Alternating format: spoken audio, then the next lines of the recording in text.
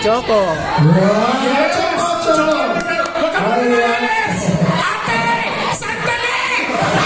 Yes, ayan. Thank you, Miniso, for the sponsors. Ganun yun. Grabe ka naman kumuha. Oo, grabe ka. Alam mo, Choco, may hagdan.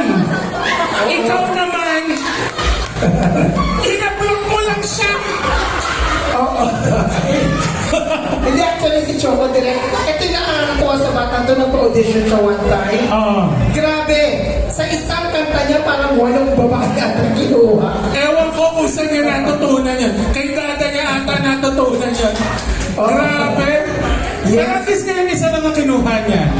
Isa lang ang kinuha niya babae Ngayon, niya. syempre, pagkaganita dyan yung direct. Okay. Ang Maknay, sa mga nagtatanong, yun yung youngest sa grupo. Yun yung pinakabata. Siyempre, pag pinakabata, sabi, pinaka-cute daw. Totoo ba yun, Choco? Yes. Anong masasabi mo?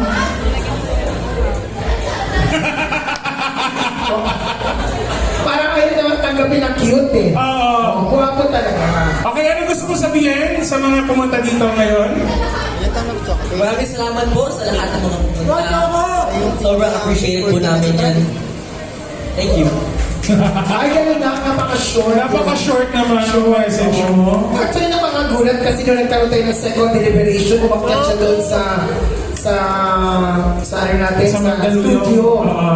Tapos pagdating sa studio, nagulat agad, diba, dami-dami nila, kasama din ang One Verse Oo. Unit 2. Tapos pagdating ni Choco, andun din siya.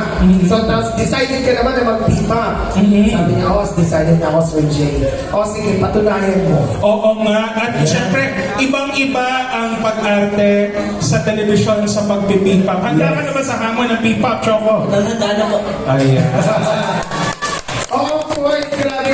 Imagine mo, ang galing ni Choco, nung kanina umaga na siya nag-review, nag-rehearse, nag-soda pop. Kinaya niya yung dulo ng part. Oo. Thank you so much, Thank you, Choco. Choco. Maraming salamat. Maraming salamat.